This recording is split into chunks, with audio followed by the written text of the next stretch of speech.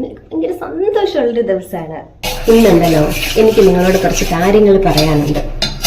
അതിലാദ്യത്തേത്, എല്ലാവരും എന്നോട് പറഞ്ഞായിരുന്നു നമ്മുടെ ഈ കല്യാണം കഴിയുമ്പോൾ നമ്മുടെ അതുവരെയുള്ള ലൈഫെല്ലാം മാറും, പിന്നെ അങ്ങനൊന്നും ആയിരിക്കത്തില്ല എന്നല്ല. സത്യമാണ്. എന്റെ ലൈഫിലുണ്ടായ മാറ്റം എന്താണെന്നറിയണ്ടേ? എനിക്ക് ഏറ്റവും പേടി ഉണ്ടായിരുന്നതും എനിക്ക് ഒരിക്കലും മാറുമെന്ന് ഞാൻ ചിന്തിച്ചിരുന്നത് എന്തറിയോ? പേടിയുള്ള കാര്യം ഇരുട്ട്. ഞാനിനി എത്ര ശ്രമിച്ചാലും എൻ്റെ ആ പേടി മാറ്റാൻ പറ്റത്തില്ല. നാട്ടിലായിരുന്നപ്പം എനിക്ക് ഒരു റൂമിൽ നിന്ന് അപ്പുറത്തെ റൂമിലോട്ട് പോവാൻ വരെ ഒരാളുടെ കൂട്ട് വേണമായിരുന്നു. പിന്നെ എങ്ങനെയാ അത് മാറിയെന്നല്ലേ? ഇവിടെ ഉണ്ടല്ലോ, കല്യാണം കഴിഞ്ഞിട്ട് ഇവിടെ വന്നപ്പോ നൈറ്റ് ഡ്യൂട്ടി. എന്ത് ചെയ്യും? ഒരു റൂമിൽ നിന്ന് അപ്പുറത്തോട്ട് പോകാൻ പേടിയുള്ള എന്നെ ഈ വീട്ടില് ഒറ്റയ്ക്കാക്കിയിട്ടാണ് അവൻ ഡ്യൂട്ടിക്ക് പോകുന്നത്. ആദ്യത്തെ ദിവസങ്ങളൊന്നും ഞാൻ ഉറങ്ങിയില്ല. എങ്ങനെ ഉറങ്ങും? കണ്ണടയ്ക്കുമ്പോ എന്തടക്ക തോന്നുന്നു, എന്തടക്ക സൗണ്ട് കേൾക്കുന്നു, ആരാളുടെ ചെലങ്കയുടെ സൗണ്ട് കേൾക്കുന്നു. എന്നിട്ട് അത്രയും നാള് നമ്മൾ കണ്ട മൊത്തം ഹൊറർ ഫിലിം നമ്മളെ മുമ്പിൽ കൂടി ഇങ്ങനെ പോകും. പിന്നെ അന്നേരം എനിക്ക് ജോലിയില്ല, അതൊന്നും കുഴപ്പമില്ല. രാത്രി ഉറങ്ങിയില്ലെങ്കിൽ രാവിലെ ഉറങ്ങും. No problem. ഇപ്പൊ സംഭവിച്ചേക്കുന്ന ഏറ്റവും വലിയ കാര്യം എന്താണെന്നറിയോ? ഗോകുല് ഇവിടെ ഇല്ല, സ്പെഷ്യൽ ഡ്യൂട്ടിക്ക് ഭോപ്പാലിൽ പോയേക്കുന്നത്. എവിടെ? ഭോപ്പാലില്. ഞാനോ ഇവിടെ മഹാരാഷ്ട്രയിലും. എന്നാ ചെയ്യും? ചെയ്തല്ലേ പറ്റൂ. പിന്നെ സ്കൂളിൽ പോകുന്നുള്ളതുകൊണ്ട് രാവിലെ തൊട്ട് ഒരു 5-5:30 വരെയുള്ള ടൈം അങ്ങ് പൊക്കോളും. രാത്രിയിലാവുമ്പോ എന്താ ചെയ്യുന്നത്? വീണ്ടും ലൈറ്റ് ഇട്ട് കിടക്കും. പക്ഷെ എനിക്ക് നല്ല ഇമ്പ്രൂവ്മെന്റ് ഉണ്ട്. കാരണം നാട്ടിലാകുമ്പോൾ എനിക്ക് ഒരു റൂമിൽ നിന്ന് അപ്പുറത്തെ റൂമിലോട്ട് പോകാൻ എനിക്ക് ഒരാളെ കൂട്ട് വേണം. ഞാനിപ്പോ ഒരു വീട്ടിൽ ഒറ്റയ്ക്ക് താമസിക്കുന്നില്ല. 7 ദിവസമായി അവൻ പോയിട്ട്. 7 ദിവസം ഞാൻ ഒറ്റയ്ക്ക് താമസിച്ചില്ലേ? അത്ര വലിയ കാര്യമില്ല ഞാൻ ചെയ്ത്. ഭയങ്കര സന്തോഷമുള്ളൊരു ദിവസമാണ് അത്. അതിന്റെ കാര്യം എന്താന്നുള്ളത് ലാസ്റ്റ് പറയാം. ലാസ്റ്റ് പറയണ്ട, നിങ്ങൾ തന്നെ കണ്ടു.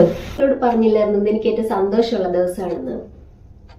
ആ സന്തോഷത്തിനെ സ്വീകരിക്കാനാ ഞാൻ ഈ റൂം ഫുള്ള് വൃത്തിയാക്കുന്നത്.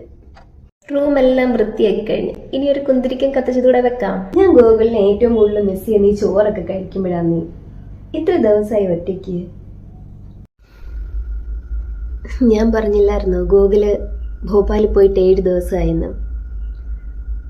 പിന്നെ ഞാൻ പറഞ്ഞില്ലേ ഒരു സന്തോഷമുള്ള കാര്യമുണ്ട്, അത് നമുക്ക് വീഡിയോയുടെ അവസാനം കാണാമെന്ന്.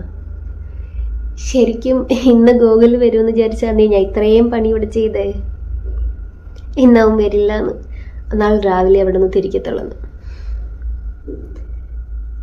ഓക്കെ, അപ്പം നാളെ രാവിലെ വരെ നാളെ രാവിലെ വരില്ലല്ലോ അല്ലേ?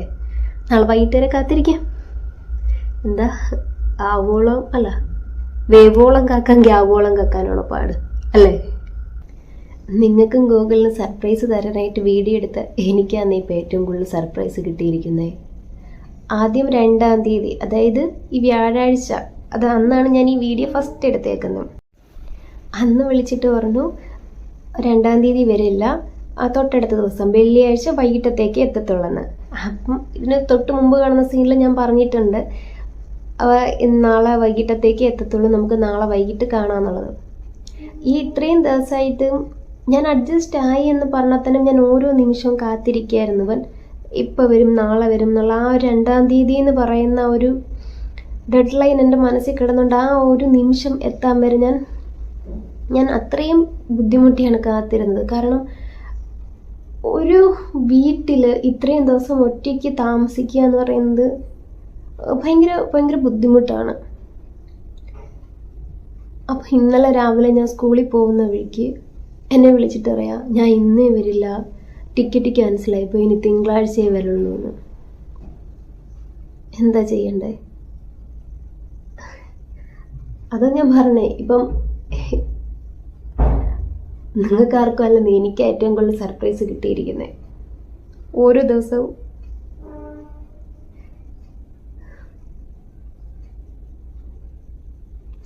അപ്പം എന്തെങ്കിലും തിങ്കളാഴ്ച വരട്ടെ. തിങ്കളാഴ്ച വരുമ്പോൾ ഞാൻ ശരിക്കും അവൻ വരുന്നതായിരുന്നു ഇതിൻ്റെ ലാസ്റ്റ് ആഡ് ചെയ്യാനായിട്ട് ഉദ്ദേശിച്ചിരുന്നത്. ഞാൻ ഏറ്റവും കൂടുതൽ സന്തോഷിക്കുന്ന നിമിഷമായിരുന്നു ഞാൻ ഇതിൽ കാണിക്കാൻ ആഗ്രഹിച്ചിരുന്നത്. അതെന്തെങ്കിലും ഇപ്പം എന്നെ കൊണ്ട് പറ്റിയില്ല. പക്ഷെ അവൻ വരട്ടെ, ഉറപ്പായിട്ടും ഞാനത് നിങ്ങളെ കാണിച്ചിരിക്കും. അപ്പോൾ ഓക്കെ, ഇനി അവൻ വന്നിട്ട് കാണാം. ബൈ.